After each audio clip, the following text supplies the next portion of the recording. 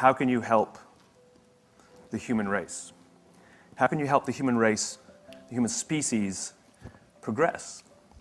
I'm not joking either. This is something I think we all have to be aware of. At the end of the day, the human animal is a social animal. And our very survival depends on our ability to form communities, to form cultures. What's a community? What's a culture? It's a group of people with a common set of values and beliefs, right?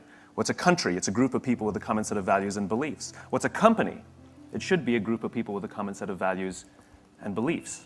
When we're surrounded by people who believe what we believe, something remarkable happens. Trust emerges. And make no mistake of it, trust is a feeling, a distinctly human feeling. You know, we all have friends who are total screw-ups, and yet we still trust them, right? Trust is not a checklist. Simply doing everything you say you're going to do does not mean people will inherently trust you. It just means you're reliable. We need trust, right? We need trust. When we're surrounded by people who believe what we believe and trust starts to emerge, when we trust them and they trust us, we're more willing to take risks. We're more willing to experiment, which requires failure.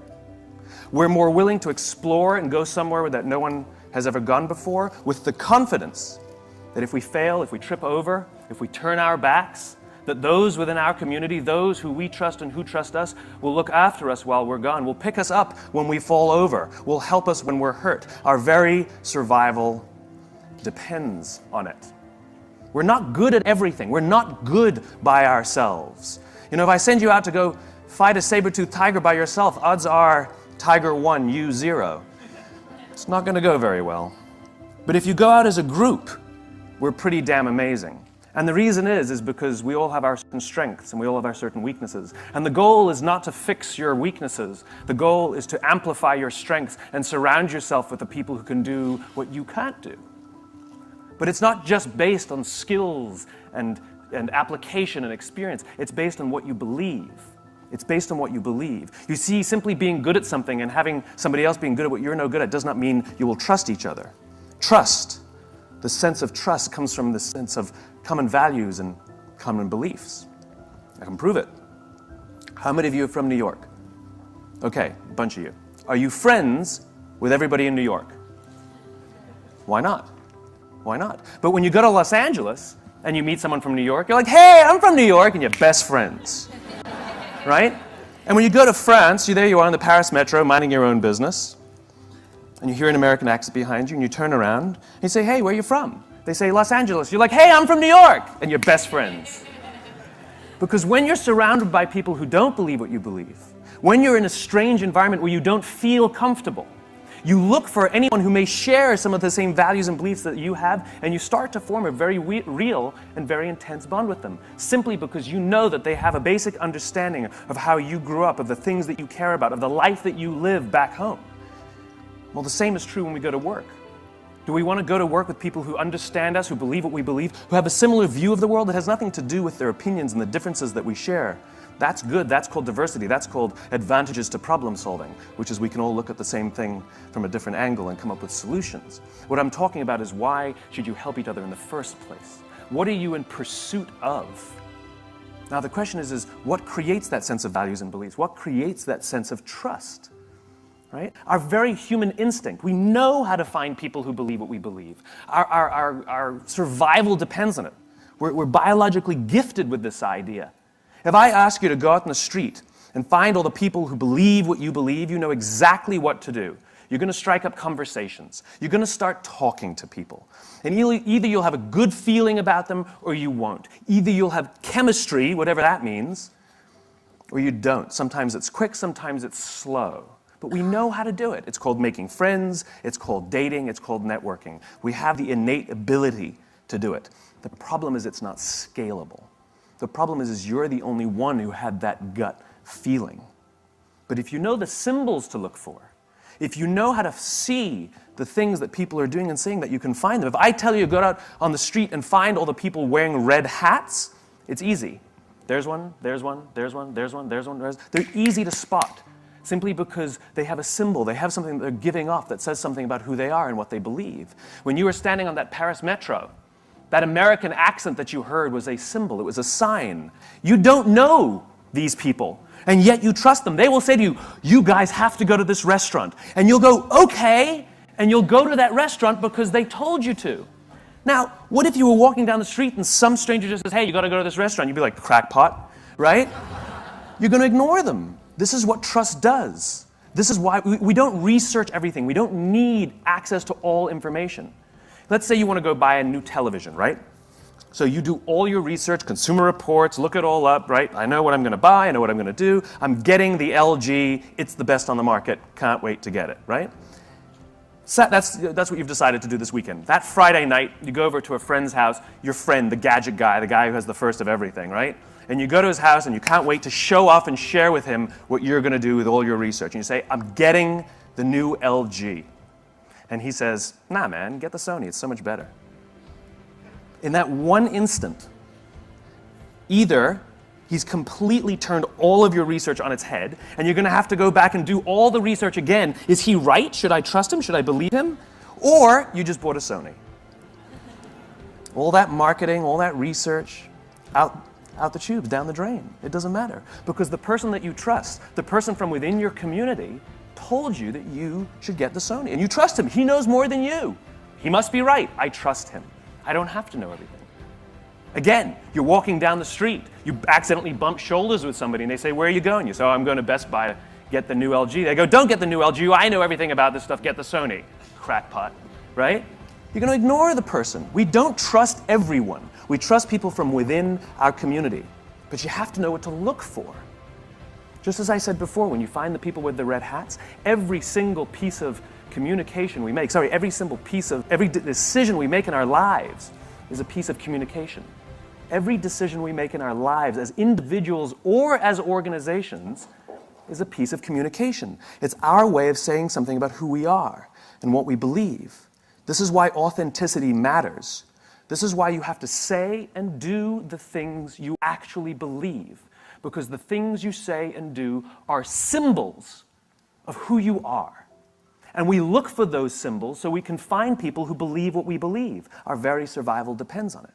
So if you're putting out false symbols, you will attract people to those symbols, but you won't be able to form trust with them.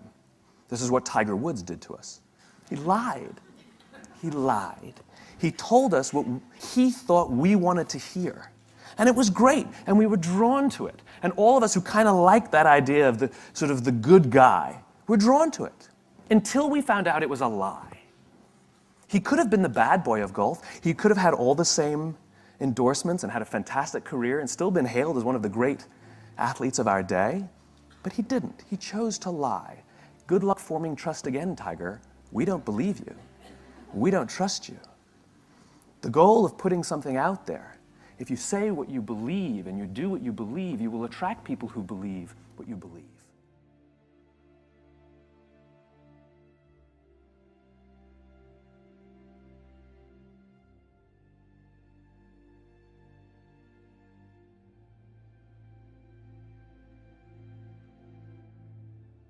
If you go to one of your friends and you say to one of your friends, how would you like me to dress so that you'll like me better?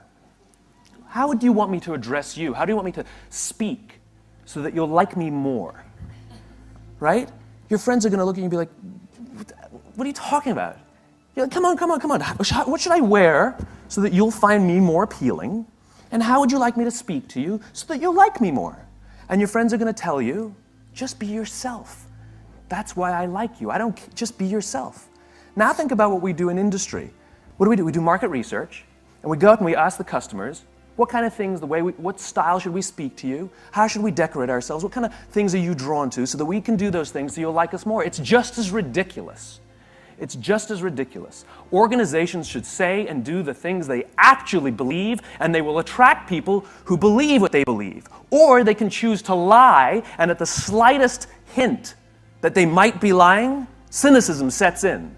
And people start saying, I'm not sure I can trust these guys because there's not a lot of consistency in all the things they say and do, which means they can't have a very strong belief set or they're lying to me.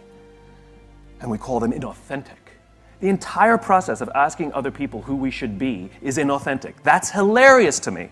All these positioning studies we do are inherent. We're going to do a study to find out from people so we can be more authentic. That's hilarious. Say and do what you actually believe, and the symbols you put out there, the things you say and the things you do, those red hats are ways that people can find you. What you have the ability to do as designers is create those symbols and allow people to use those things to say something about who they are. Work for companies, work for clients, work for people who you believe what they believe. Show up and feel a part of something bigger than yourself.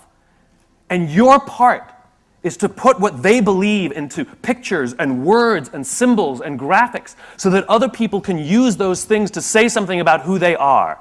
People put Harley-Davidson logos on their body to say something about who they are. Corporate logo. Ain't no Procter & Gamble's tattooed on anybody's arm. Because Harley means something. They stand for something. People put that tattoo on there not to tell you that they own a motorcycle. They put that tattoo there to tell you something about themselves. You ever see anybody with a Mac laptop put a sticker over that beautiful shining apple? Ain't never gonna happen. Then how will you know who I am? Do you ever see anybody with a PC break out the Windex to clean out their computer? Mac people? Have you ever seen a dirty Mac? Doesn't exist. Does not exist. Why? Because it's who I am. These are symbols we use. The companies that are crystal clear in what they believe, and they're disciplined in how they do it, and they're consistent in what they do, and everything they say and everything they do serves as a symbol of the set of values and beliefs. We use those symbols to say something about who we are. We surround ourselves with the people and the products and the brands that say something about who we are. And when we can find the people who believe what we believe, we're weirdly drawn to them because our very survival depends on it. We need it. And so the more you can give of yourself, the more you can give of what you believe, the more you can with discipline, say and do the things you actually believe, strange things start to happen. Just like on that metro in Paris, simply because of one tiny little symbol that was put out there, that we are from the same place. We may have the same values, we may have the same beliefs. We're drawn to each other and we legitimately trust each other, and more importantly, we'll look out for each other. And that's the key to all of this.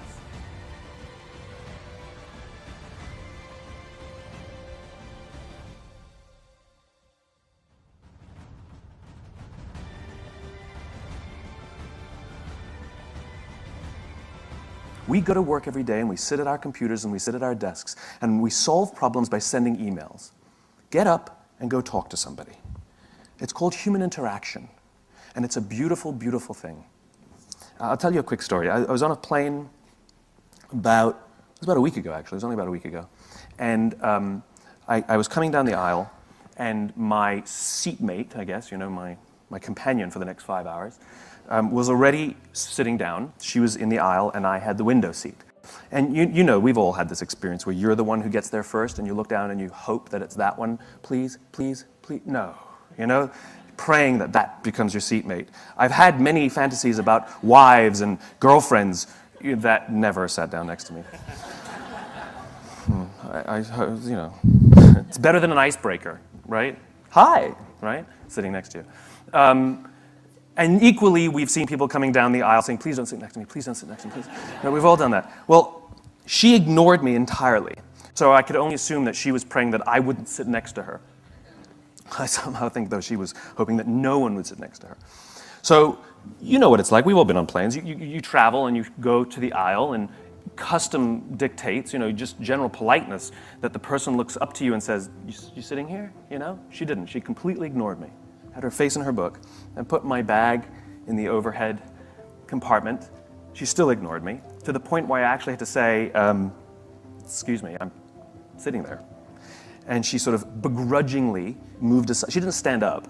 She begrudgingly moved her legs to the side and went, right? Like this was something she didn't expect would happen, right? So I sat down. I knew exactly what this flight was going to be like. I would have my headphones on for 5 hours, and I would ignore the person sitting next to me and be afraid every time I had to go to the bathroom. And when I'm on a plane, the pressure, I have to go more often. It's very embarrassing. And so I sit down as soon as I've gone, and I have to go immediately again. I'm going to have a bladder infection because, anyway, it's a different story. And so we got into flight, we sort of reached altitude, and the flight attendant came around to ask us if we wanted breakfast. And she came over to us and she said, would you like cereal, or would you like the omelet, she said to me. And I said, I'll have the cereal. And she turns to my suite mate and my seatmate. That's funny. Semi-sweet. Bitter. She turns to my seatmate and she says, do you want the omelet or do you want the cereal? And she says, I'll also have the cereal. 2 cereals. 4 minutes later, the flight attendant comes back and says, I only have 1 cereal. So now I've already decided in my mind that I was going to say to my seatmate, you have the cereal, right? That was, I had already decided. But before the words could even come out of my mouth, she turns to the flight attendant and says, I'll have the cereal. And at that point, I hated her. And here's the joke.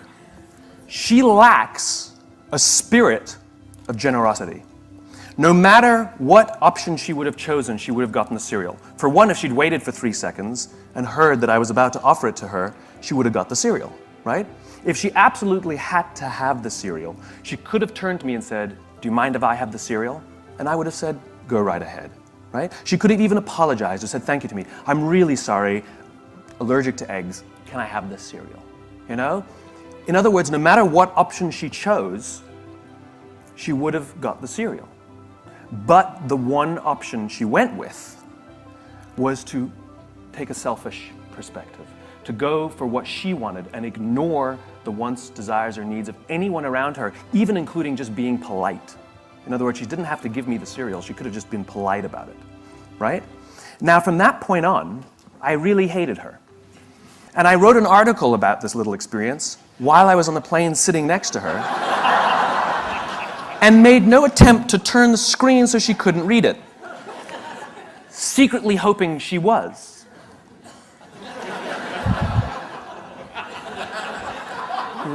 Salt and pepper hair, glasses. I'm good, thank you.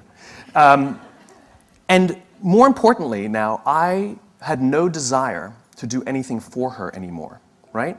Now, when we got done, when the flight landed, perhaps as a nice person, if she had just established some sort of rapport with me, just because I'm a nice guy, I would have taken her case down. Here you go, you know? But I didn't, and I wasn't going to. Or if I did, it wouldn't have been with a spirit of generosity. If I did, it would have been as a sort of a smug remark, like, there you go, I'm still nice. It would have been as a, you know, one of those deals. Or I would have done it simply as some sort of positive reinforcement to myself that despite this horrible person, I'm still a nice guy, right? No matter which one would have motivated me to take that case down, it wouldn't have been with a spirit of generosity. It would have been some sort of selfish act or some sort of aggressive act, right? It's the spirit of generosity. If we're willing to give to the person next to us, it's amazing what they'll be willing to give to us, right? And again, our very survival depends on this. We need to trust each other, and we're more willing to trust somebody who's willing to help us.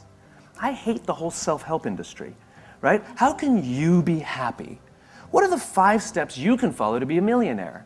What are the 7 steps that you need to get the career that you want? You know? Me, me, me, me, me, me, me, me, me. What about helping the guy next to you? What are the 5 steps that you can do to help the person next to you lose some weight? What are the 7 steps that you can follow to help the person next to you find the job that they want?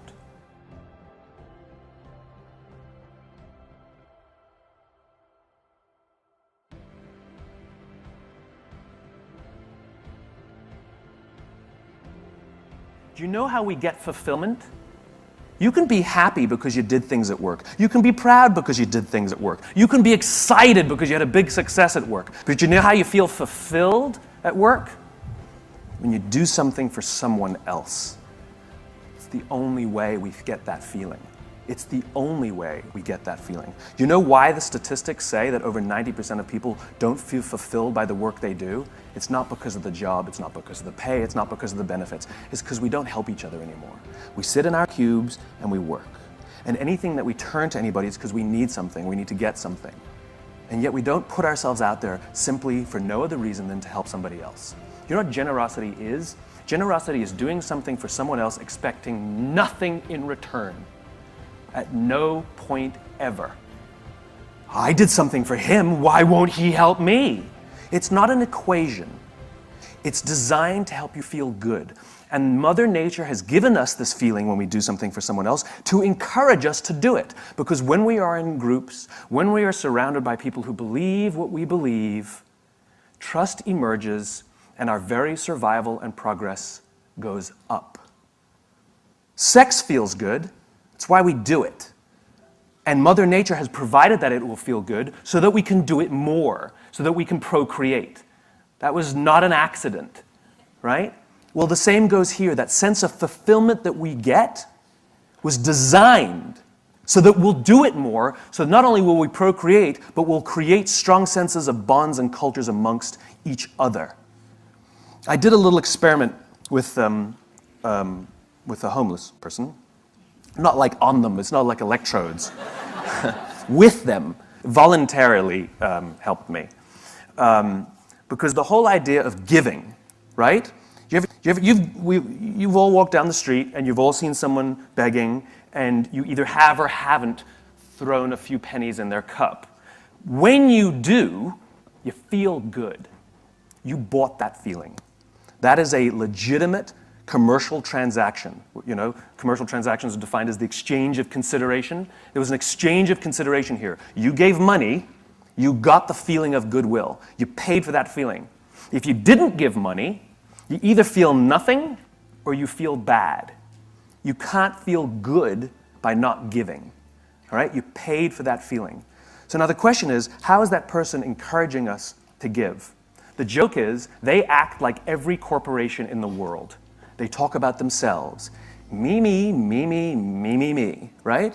Like they sit there with their little outdoor advertising, little sign, right? And it says, I'm homeless, I'm hungry, I got 12 kids, I'm a veteran, God bless. They got it all in there. Trying to appeal to somebody, the religious vote, the veteran vote, you know, the child sympathizer, surround yourself with lots of pets, go for that one too, right? All in an attempt to get something from someone. Takers, not givers, right? All about me.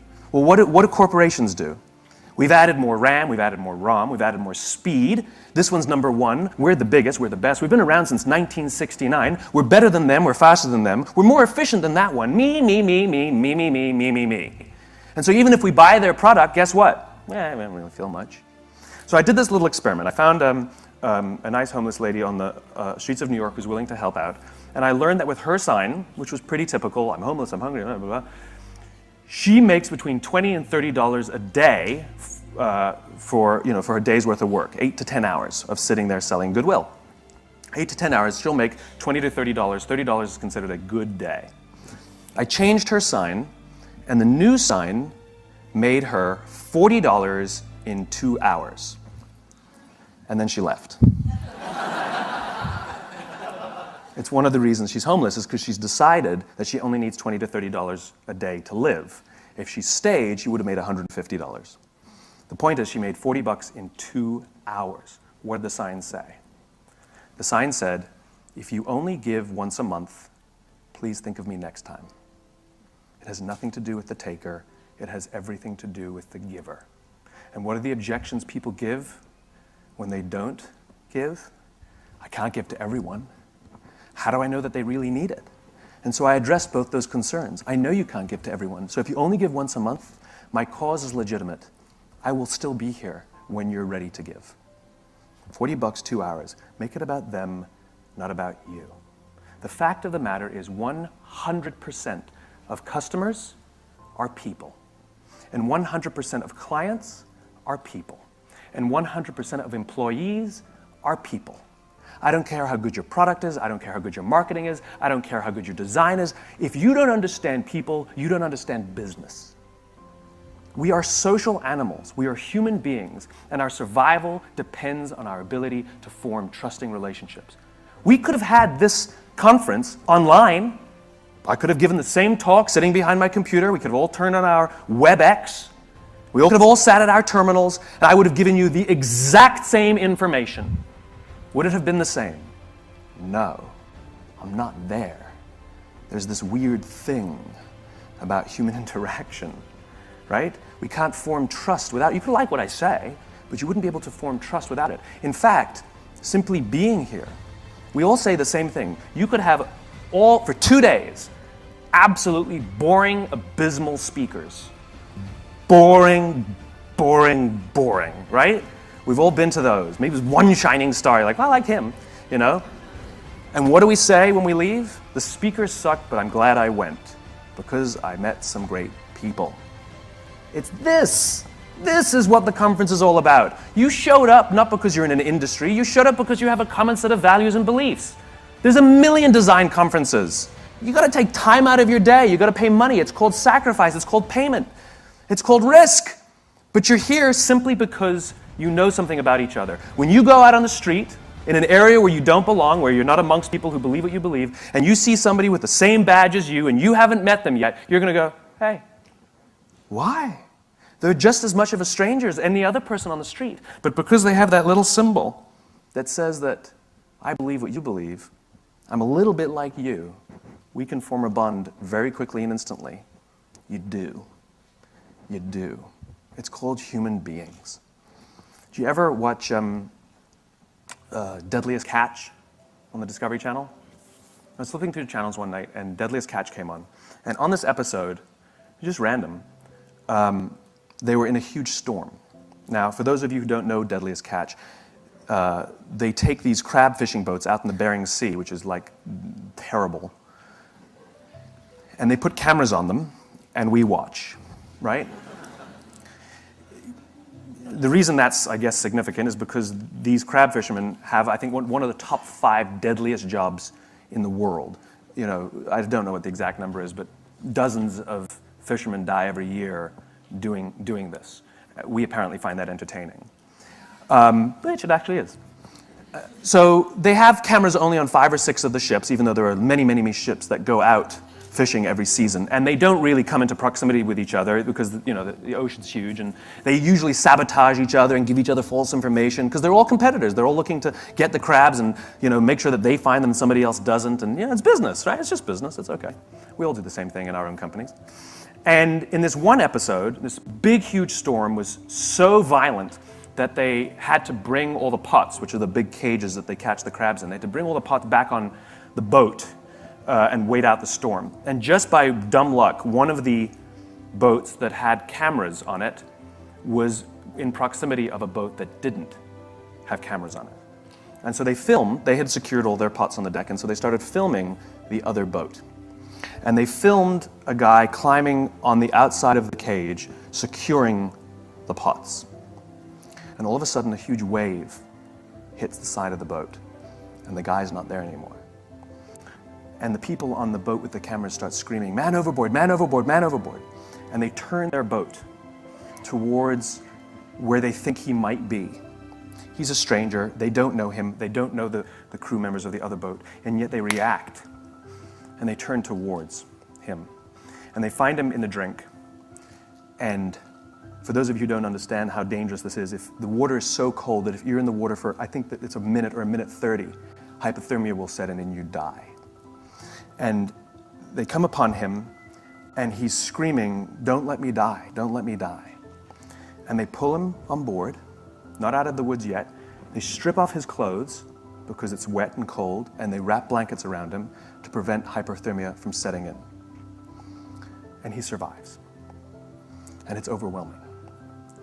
And the captain comes down, and this is all on, you can go watch it on TV. The captain comes down, and he hugs this stranger, this young man, his competitor. He hugs this guy as if he's his own son. I lost it. Everybody is crying. And you realize what happened here was a human interaction. And the reason they risk their own lives to help this other person, even though they spend every other day trying to get ahead and sabotage, is because at the end of the day, they're all crab fishermen. And they know something about each other. And they know something about the risk that they all take to do this. And when push comes to shove, they will put themselves out there to help each other for no other reason than they get it. They're one of the same. I will promise you that every single member of that crew that day went home with a feeling of fulfillment. I promise you that every single person on that crew that day felt more good in their hearts and in their jobs than the richest days that they've ever pulled in. My question is what are you doing to help the person next to you? Don't you want to wake up and go to work for the only reason that you can do something good for someone else? Wouldn't you want them to do that for you?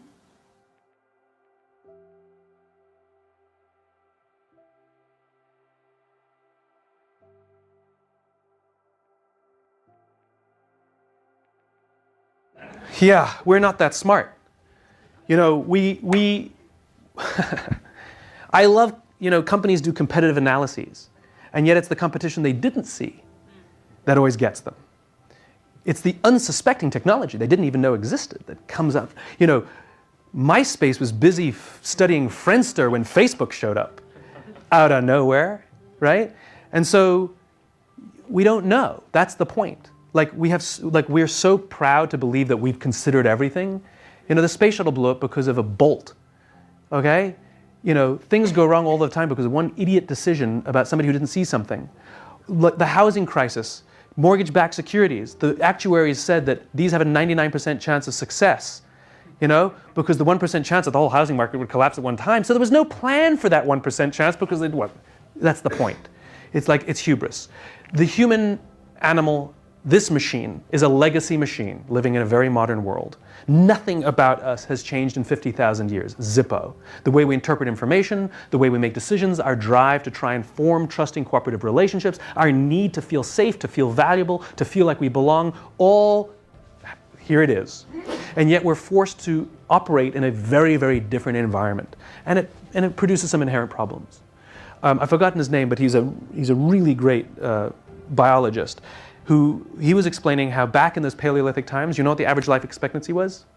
About 80, 85, 90. And there was no cancer, and there was no diabetes, and there was no heart disease. It was only with the rise of scale and industrialization, farming, did all the problems start to arise. And so we think that we're so advanced because we live to like 74 now, where in the Renaissance they died at like 35, right? But what we completely miss is that the ages were good and they went like this because we started short-circuiting this machine.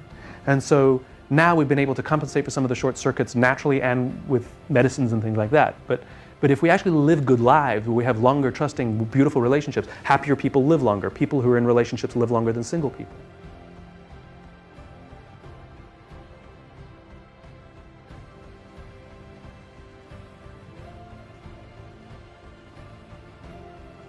We make the decision to join teams, or we make hiring decisions too quickly sometimes. They met everybody on the team, we like them. Okay, now it didn't work out. It is our responsibility to assess the team we want to join based on their values and based on their beliefs. It's the concepts of why and the other things that I've written about. And there are some ways to figure that out. For example, you have to know your own before you can assess others, obviously. But here's a great example. Someone will approach me and say, we want you to invest in our company, our little startup. I go, great. What's your exit strategy? They go, with a 5-year exit strategy. I'm not interested. Because I'm not interested in things for short term. So there's little questions that I can ask. Who's in charge? Me. Who's your partner? I don't have one. I believe in mom and dad. I believe in CEO and COO. I believe in visionary and operator, working in concert to make it happen. When one person thinks they can do it all, not so much. So these are little things where I've learned over time to test my beliefs. But you have to take time. You have to get to know them. I'm a great believer in dating and getting to know somebody. And sometimes it's in the job. You never expect that you'll feel like you belong in the first week. It won't ever happen. 6 months minimum, sometimes longer. Like how long does it take to fall in love? Certainly not a week, we know that. But if you've been there for 7 years and you're not in love, it's time to move. Human relationships are human relationships, whether it's dating, whether it's work, whether it's sports. Human relationships are human relationships. We're always looking for trust. We're always looking to feel safe. I guarantee you that almost every single person in this room is sitting next to somebody you chose to sit next to. Why is that? Why didn't you split up and sit somewhere else? And this is why we keep the empty seats blank. I know you guys don't know each other. Because it's like we go to the movies. We sit next to our friends and we leave an empty space. Right? Because we feel we're driven by safety. We feel safe next to someone we know, and we feel uneasy next to somebody we don't know. Nothing personal. It's just the way we are. Same thing. So it takes time. It takes time. And I have no app for that. I got nothing that can speed up the human relationship. I do find it ironic, however, considering I'm speaking out of turn, I might as well just go with the flow. I do find it ironic that companies like Google and Facebook and sort of all these social media companies invest huge sums of time and energy and money to figure out ways to organize their corporate culture so that people will cooperate better, and they have common eating so that people they can sit on benches together, and common spaces to work together, all so that they can be much better at working together to produce a product that keeps us apart from each other. I just love the irony of that. You know, that they know what gets the best out of people is cooperation, so they can produce a product that leaves us not cooperating.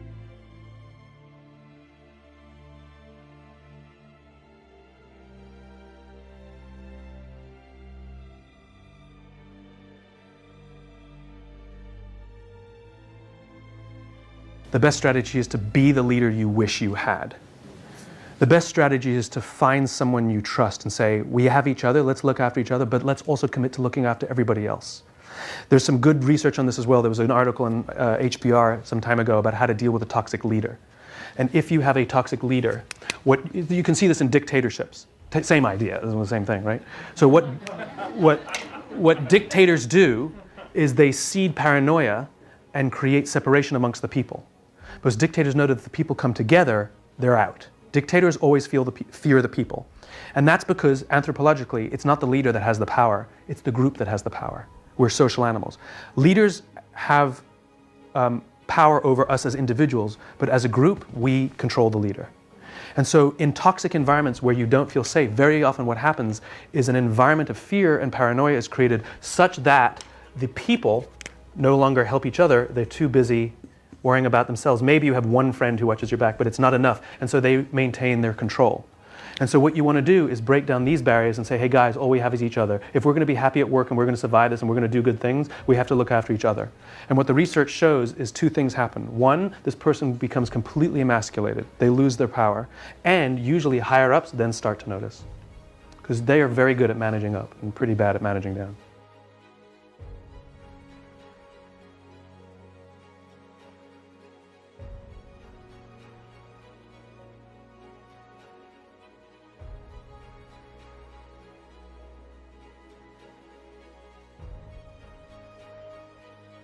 How can you tell if someone's toxic? Because sometimes they say the right things and they present themselves as these wonderful leaders. Again, time.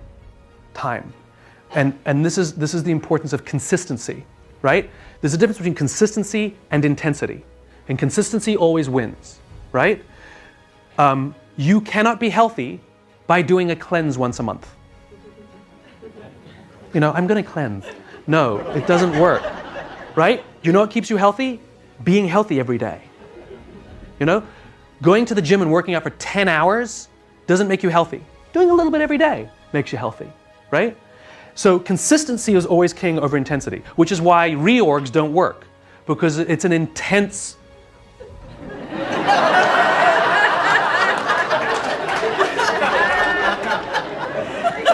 Touch a nerve, did I? Reorgs, we end up fearing the reorg. And they end up doing all these PowerPoints and bringing in all these outsiders to tell us how much better it's going to be. And we all go, okay. And they end up spending all of their time trying to convince us that it's good. It doesn't work. Because then we end up, it's like moving a bulldozer towards a brick wall because we need to move the brick wall from here to there. The bulldozer is the reorg. We're the brick wall. Yeah, I know we need to move over there, and I'm sure this might work, but I just see a bulldozer coming. not feeling very cooperative. However, if somebody says, look, slowly is how we're going to do it, and we don't expect everybody to make the change, but we're going to take a couple people who want to volunteer. It might not work out. If you want to volunteer and be an early adopter, we're going to try. And we take 1 brick. And then we take 2 bricks. And then we take 4 bricks. And we have a small wall and a few people who are kind of naysayers that go, oh, I guess it will work. We'll try too. And before you know it, you move the whole wall and you can't move back again because it's now the new norm. That's how change is supposed to happen. I don't believe in revolution, which is what reorgs are. They're sudden. They're usually a lot of upheaval. I believe in evolution, of which the results can be revolutionary. So, yeah.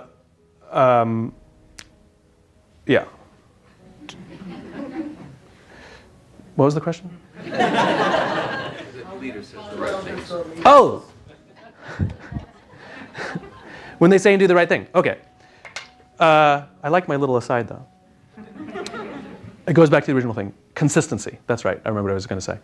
Consistency, right? Which is, you cannot tell if someone's a good leader by something they said once, or did once, or twice, or 3 times. Now you can kind of tell. A couple failings are okay. We don't mind that. We're patient. We're good. We know no one's perfect. As opposed to junk, junk, junk, a couple good things, junk, junk, junk, a couple good things. You know? Consistency is what will make our decisions. And we're very, very attuned social animals. We're highly, highly, highly sophisticated social animals. And you kind of go, yeah, I guess he said all the right things. Like if you have that kind of sense, the odds are they're probably just saying the things you want to hear. And I agree. A lot of leaders say the right things, but the question is, will they do the right things? And the only way to truly test if they'll do the right things is when their ass is on the line, when their bonus is on the line, when their reputation is on the line, when their life is on the line. Will they save themselves or will they save us? That's the best test of all.